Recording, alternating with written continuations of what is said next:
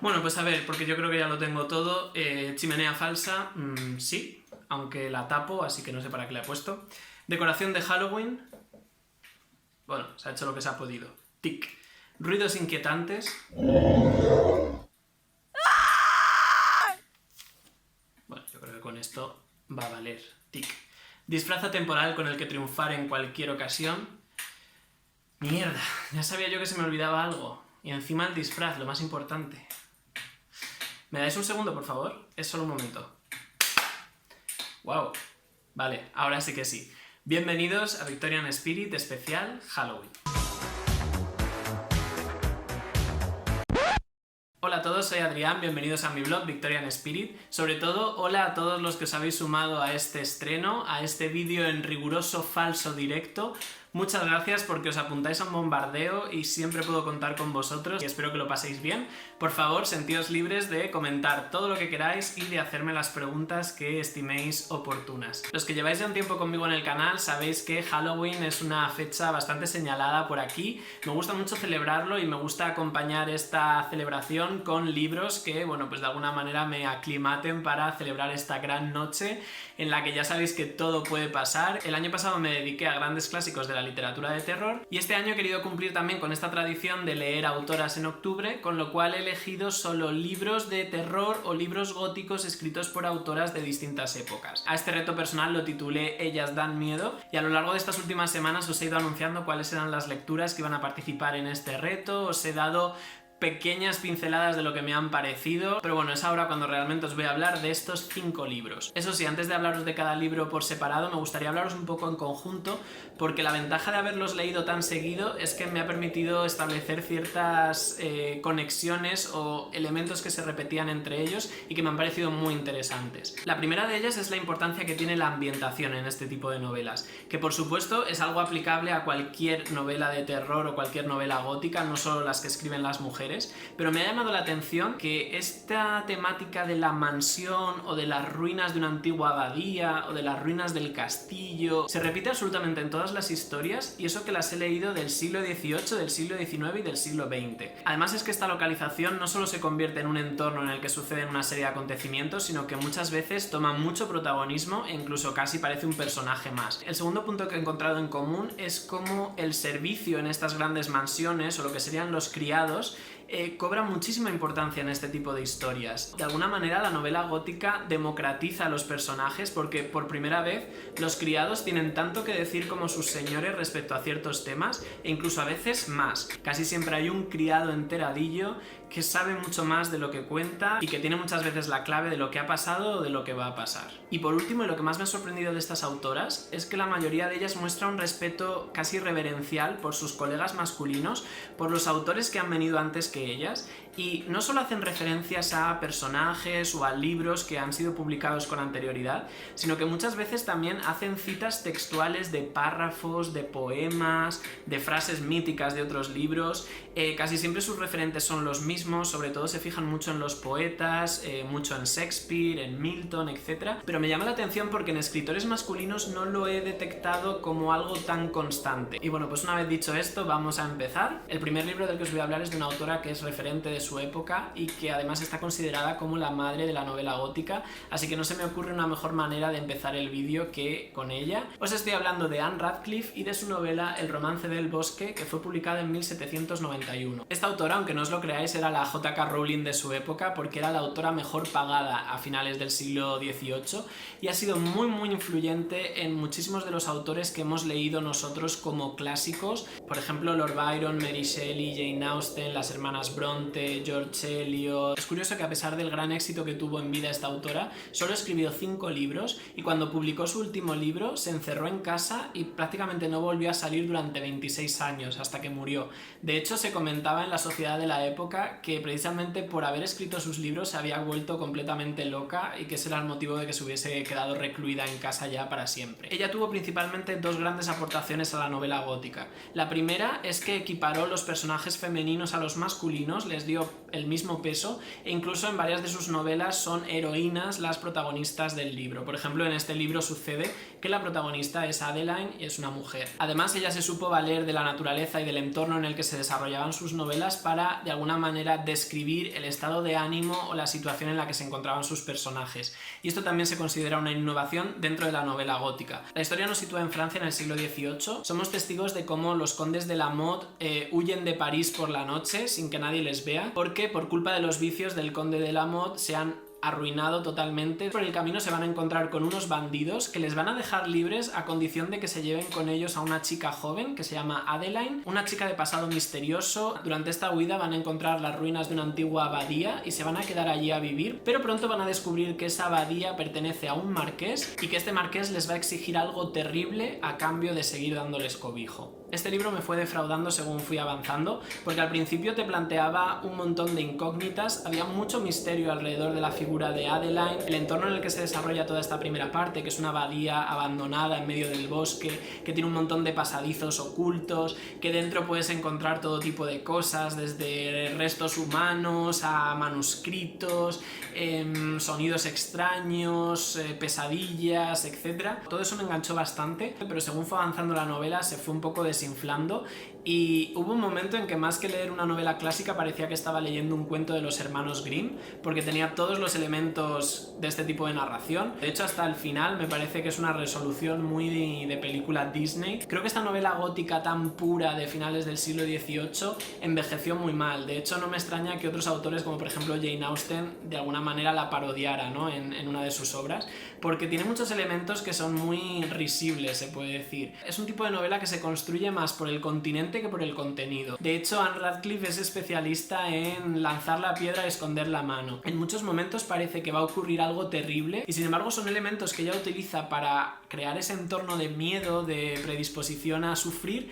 pero que luego no pasa nada. Y cuando ya te lo he hecho varias veces llega un momento que dejas de esperar demasiado de la novela. Es un poco lo que me ha pasado, quedé un poquito desconectado. Por todo ello, a este libro le he puesto 2 calabazas. Vamos con otro libro que también he leído durante este reto, aunque no lo he terminado del todo, porque al ser una recopilación de relatos he podido leer algunos, pero no todos. Os estoy hablando de Damas Oscuras, que es un libro que recopila 20 relatos que están comprendidos entre 1833 y 1903, de 20 autoras diferentes. Las dos más conocidas son Charlotte Bronte y Elizabeth Gaskell, pero es verdad que por aquí hay otras autoras que en su momento también fueron muy importantes y que quizá hoy nos suenen un poquito menos, pero que no por ello dejan de merecer la pena, porque la gran mayoría de los relatos que he leído, que llevo más o menos la mitad del libro, me han gustado bastante, me han gustado mucho, que más allá de esta ambientación de las novelas góticas también aportaban elementos pues muy interesantes. Lo que más me gusta de este tomo es, por una parte, que ordena también a las autoras por orden cronológico. Esto creo que, como ya os he dicho al principio, viene muy bien para ver cómo evoluciona este género, cómo van introduciendo distintos elementos y cómo juegan con ellos. Eso me gusta un montón. Y además, como presentación a cada relato, te presentan una breve biografía de cada una de estas autoras, y esto también me ha encantado, porque no es solo un nombre, es también cómo fue su vida. Aquí nos vamos a encontrar a egiptólogas, nos vamos a encontrar a autoras bestseller que a lo mejor no conoces de nombre, pero que en su época se hicieron de oro. Hay un poco de todo y la verdad es que es muy interesante profundizar un poquito más en estas figuras que no siempre son tan conocidas, pero que luego cuando lees el relato muchas veces te quedas con ganas de leer más de ellas. Así que por todo ello estoy encantado con el libro. De entre todos ellos me gustaría destacar uno que se llama Las aventuras de Winthrop, que está escrito por Vernon Lee. Y es un relato que me ha gustado muchísimo porque en él he visto muchos elementos similares a El retrato de Dorian Gray, que fue escrito bastantes décadas después. Yo no sé si Oscar Wilde llegaría a leer este relato de Vernon Lee, pero desde luego hay muchísimas conexiones. En él también aparece esta figura de un cuadro muy humano que te captura y que te deja totalmente enganchado. Es una historia de fantasmas que tiene que ver mucho con la música y no sé, disfruté muchísimo con ese relato. Y bueno, pues ya os digo, pienso seguir porque creo que todavía me reserva muchas horas de divertimento este libro. Vamos ahora con una autora que quizás sorprenda encontrar en un vídeo sobre Halloween, pero es verdad que al margen de su gran novela por la que es conocidísima, también tuvo una pequeña producción literaria de dedicada a libros de terror, de misterio y de novela gótica.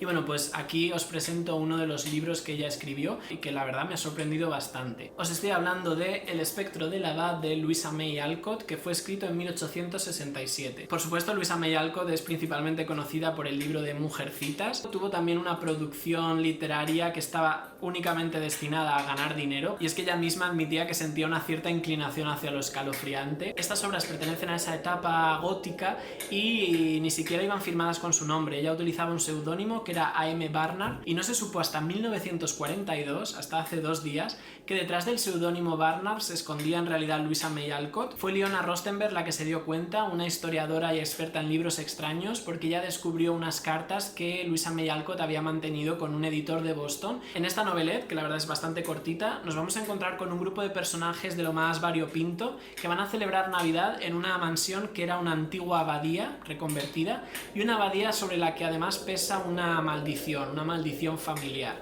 Estos personajes llegan a estas celebraciones de Navidad con un montón de secretos a sus espaldas.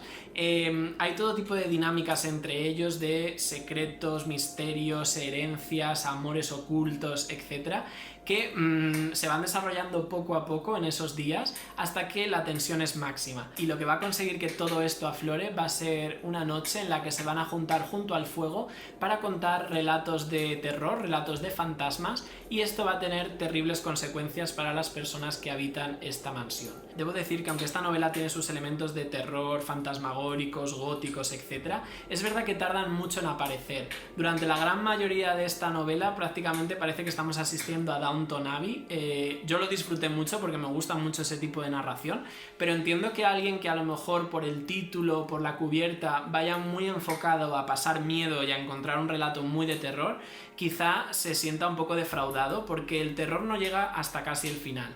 Pero sí que es verdad que estos personajes, todas las intrigas que hay, esas conversaciones que mantienen, esos susurros en el salón junto al fuego, a mí la verdad es que me mantuvo muy enganchado. A este libro le he puesto 3 calabazas. Entramos ya en la novela gótica del siglo XX con uno de los grandes exponentes, un título que fue un éxito desde que fue publicado y que es un libro que nunca ha dejado de editarse desde entonces. Os estoy hablando de Rebecca, de Daphne du Maurier, que fue publicado en 1938. Además de haber sido un éxito editorial a lo largo de muchas décadas, sobre todo es conocida por la adaptación al cine que hizo Hitchcock, me parece que fue en 1940 cuando se estrenó. En esta historia vamos a conocer a Maxime de Winter, un hombre maduro, misterioso y que enviudó hace un año. Durante unas vacaciones en Montecarlo se va a enamorar de una chica muy joven, muy inocente y bastante voluble. Se va a casar con ella, la va a llevar a su gran mansión de Manderley, y allí muy pronto la chica se va a dar cuenta de que en ese matrimonio siguen siendo 3 personas, porque el recuerdo de Rebecca, la antigua mujer de Maxime, va a estar muy presente y va a hacer bastante insoportable la vida de esta joven. Creo que si hay una palabra que define esta novela es la de sorprendente. No solo por la cantidad de giros argumentales que hay dentro de la novela y que te van dejando bastante descolocado, sino también porque es una novela que, a pesar de haber sido escrita en los años 30, es bastante actual. En el lenguaje, en la forma de crear los personajes, prácticamente te podrías creer que es un bestseller publicado hace 10 años. Los personajes son profundos, están muy bien desarrollados, tienen muchos matices, son bastante complejos, y los he disfrutado mucho, tanto los protagonistas como los secundarios. En especial la señora Danvers, el ama de llaves de esta mansión de Manderley, creo que es un personaje redondo, inquietante desde el primer momento en que aparece en escena y que proporciona algunos de los mejores momentos de la novela. Sin embargo, lo que más me ha gustado ha sido la trama, cómo la autora te va enredando dentro de esta trama como si fuera una tela de araña. Y aunque en muchos momentos tú vas de listillo y crees que ya sabes lo que va a pasar e incluso a lo mejor adivinas algunas de las cosas que suceden, lo que nunca vas a adivinar es la manera en que estos giros argumentales son revelados y sobre todo las reacciones que van a tener los personajes ante esas revelaciones. Una de las cosas que más me ha gustado de esta novela es que, a pesar de que a Rebecca no llegamos nunca a conocerla, porque cuando la historia arranca ella ya lleva 1 año muerta, ella es omnipresente, su nombre resuena por todas partes en la casa. Podemos conocer sus objetos, su ropa, lo que le gustaba hacer, sus rutinas, lo sabemos todo de ella y sin embargo no la conocemos. Y lo más destacable de esto es que la narradora y supuesta protagonista, que es la nueva señora de Winters, ni siquiera tiene un nombre en la novela, nunca se menciona su nombre, solo se dice que es un nombre difícil de recordar. Y esto anula tanto a la protagonista que refuerza muchísimo esta premisa de la historia, estos celos que ella siente por esta antigua esposa de su marido. ¿Cómo será de importante el nombre de Rebeca a pesar de no ser protagonista? Que incluso ha dado nombre a dos conceptos. Por una parte, en España, una prenda de vestir, porque en la adaptación de Hitchcock la protagonista Joan Fontaine solía llevar siempre un cardigan que en España pasó a llamarse Rebeca, ese tipo de prenda. Y por otra parte también ha dado nombre a un síndrome dentro de la psicología, que es el síndrome de Rebeca, que sirve para explicar los celos patológicos que algunas personas sienten hacia las antiguas parejas de sus actuales cónyuges. A este libro le he puesto 5 calabazas. Y vamos ya con el último libro que leí dentro del reto Ellas dan miedo, que está considerado como una de las mejores historias de fantasmas del siglo XX. Os estoy hablando de La maldición de Hill House de Shirley Jackson, que fue publicado en 1959. En esta historia vamos a conocer al Dr. Montag, que es un investigador de lo paranormal que va a reunir a 3 personas que en sus biografías han tenido algún contacto con este tipo de elementos así inexplicables, paranormales, y las va a congregar en Hill House, que es una casa que es conocida por estar embrujada. Ellos van a tener que pasar varias noches intentando despertar esos fenómenos que supuestamente suceden en la casa. Según se vayan familiarizando con la casa y con la historia que hay detrás de esta casa, distintos sucesos sin explicación aparente irán ocurriendo y cambiarán para siempre la vida de estos 3 personajes. La autora Shirley Jackson, para escribir esta historia de casa embrujada, se empapó muchísimo en esta cultura, por así decirlo, de lo paranormal. Investigó varios casos de casas que supuestamente tenían algún tipo de fuerza sobrenatural dentro, y bueno, pues mucho de lo que investigó quedó reflejado en esta novela, que yo creo que ha servido un poco de referencia para el resto de historias que se han hecho posteriormente en los que hay una casa con una historia siniestra detrás. Lo que más me ha gustado de esta historia es que, contra todo pronóstico, lo que desencadena realmente el terror en el lector no es tanto la casa o el entorno, que por supuesto está muy bien descrito y que es bastante terrorífico, pero no es realmente la casa lo que genera miedo. Lo que genera miedo es cuando te metes dentro de la mente de estos personajes, especialmente el personaje de Eleanor, que es muy impredecible, que nunca sabes por dónde va a salir y que realmente ella da miedo, mucho más que la casa y mucho más que todo. A mí ella me daba bastante inquietud. Aún así debo decir que precisamente el hecho de que sus personajes sean tan extraños han hecho que para mí fuera un poco difícil meterme en la historia. Constantemente los veía como algo muy ajeno, como algo muy bizarro, con lo que me costaba muchísimo empatizar y sentirme identificado, y esto hizo que me mantuviese siempre como un poco alejado de la historia que ocurría. Quizá para mí se me ha pasado un poco de frenada a la parte rara en la creación de los personajes. Aún así me pareció un muy buen intento de novela de terror, creo que es uno de los libros que realmente más te predispone a pasar miedo, porque está bastante bien escrito. Al final le tuve que poner 3 calabazas. Y bueno, pues este ha sido mi repaso del reto Ellas dan miedo. Espero que lo hayáis encontrado interesante, que hayáis encontrado recomendaciones que os sirvan para futuras lecturas, y si tenéis alguna duda, por favor, en comentarios estaré encantado de responderlas. Como siempre, yo también os voy a lanzar una pregunta y me gustaría saber qué novela de terror habéis descubierto este año y recomendaríais para esta noche de Halloween. Si es la primera vez que pasas por aquí y te ha interesado lo que te he contado, te invito a que te suscribas, le puedes dar al cabezón de Sherlock y a la campanita, y a todos los demás muchísimas gracias por estar siempre ahí, por vuestra dedicación, por vuestro cariño, y espero que tengáis una gran noche de Halloween y un magnífico puente de Todos los Santos. Un abrazo para todos y nos vemos el domingo de la semana que viene. ¡Hasta luego!